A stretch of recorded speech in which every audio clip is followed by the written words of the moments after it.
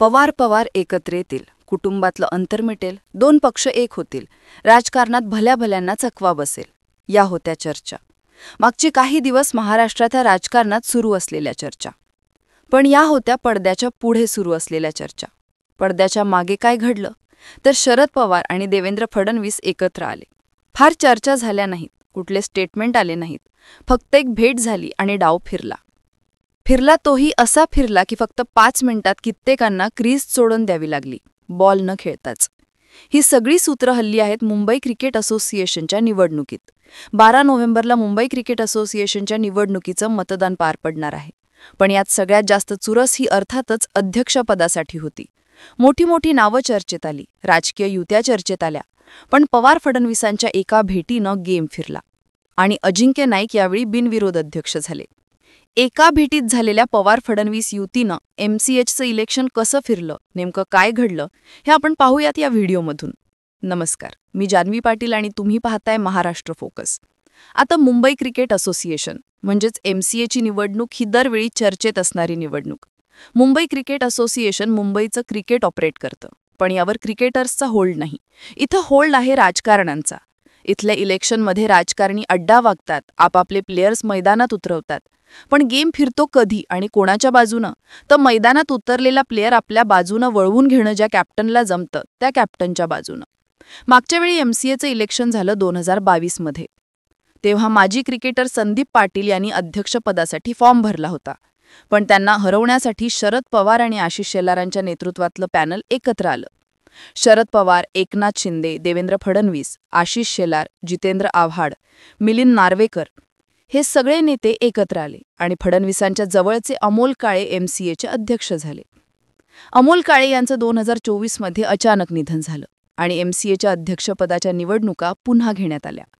यावेळी बाजी मारली अजिंक्य नाईक यांनी. नाईक आधी MCAचे सेक्रेटरी होते. त्यांच्या विरोधात आशिष शेलारांच्या पॅनलचे संजय नाईक होते. पण तरीही अजिंक्य नाईक जिंकले.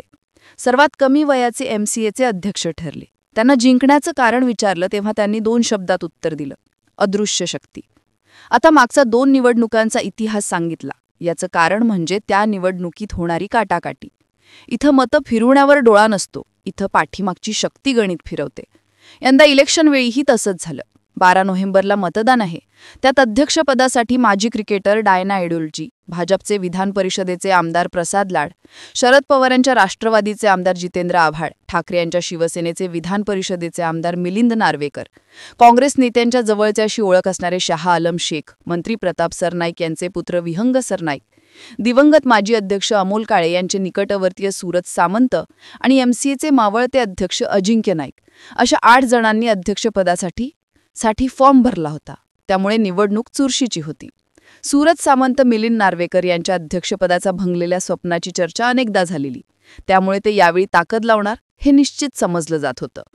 त्यात प्रसाद लाड यांची ओळख फडणवीसांच्या जवळचे नेते म्हणून, आव्हाड शरद पवार यांच्या जवळचे, तर मिलिंद नार्वेकर सगळ्यांच्याच गुडबुक्समधले.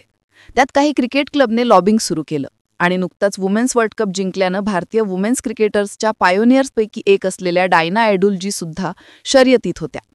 आता नुसतं नेत्याच्या जवळ असून चालणार नव्हतं, लॉबिंग पक्की हवी होती. आता MCAच्या निवडणुकीत उद्धव ठाकरे, आदित्य ठाकरे, तेजस ठाकरे हे तिन्ही ठाकरे मतदार आहेत. पण म्हणून ठाकरेंचा शब्द फायनल असं होत नाही. इथे देवेंद्र फडणवीस मतदार नाहीत, पण त्यांच्या शब्दाला वजन आहे. आणि शरद पवारांनी मतदान, पॅनल बॅकिंग आणि निकाल या सगळ्या गोष्टींवर कित्येक वर्ष पकड ठेवलीय. त्यामुळे लॉबिंग सुरू झालं ते या 2 नेत्यांभोवतीच. मिलिंद नार्वेकर यांनी आपल्या अध्यक्षपदाच्या प्रचारासाठी जे डिजिटल बोर्ड बनवले त्यावर त्यांचा आणि फडणवीसांचा एकत्रित फोटो होता.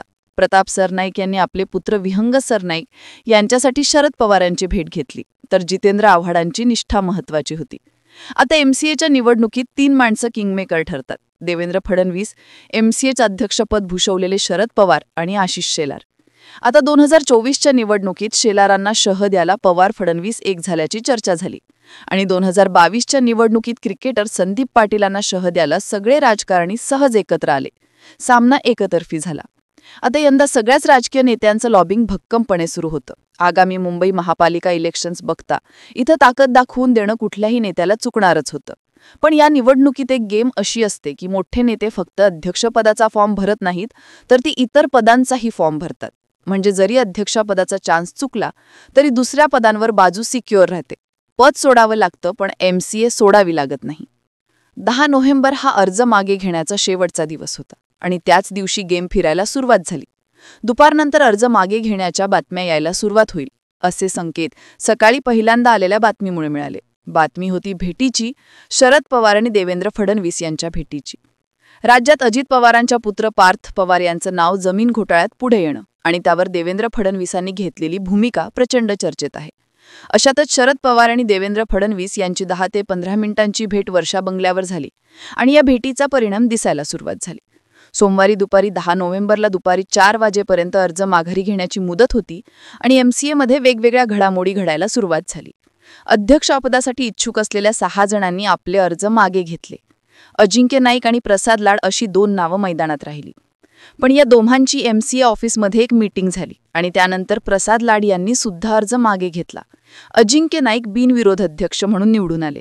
विशेष गोष्ट म्हणजे अजिंक्य नाईक यांच्या कूलिंग पिरियडचा उल्लेख करत त्यांच्या विरुद्ध कोर्टात जाणारे शाह आलम शेख यांनी सुद्धा आपला अध्यक्षपदाचा अर्ज मागे घेतला.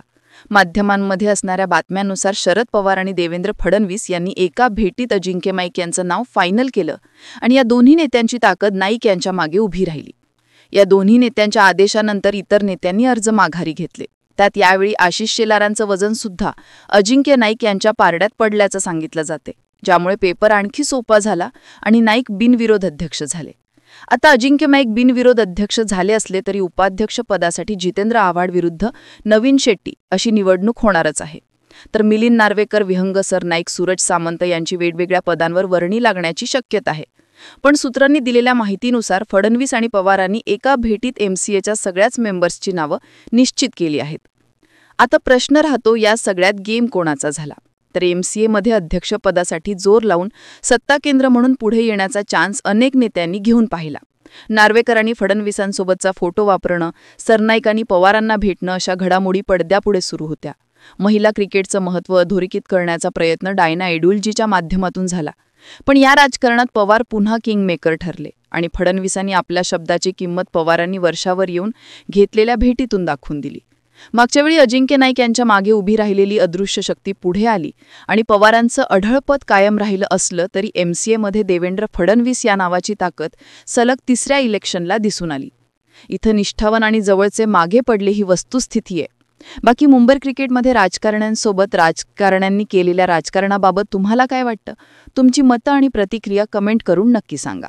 आणि माहितीपूर्ण व्हिडिओज पाहण्यासाठी महाराष्ट्र फोकसच्या YouTube चॅनल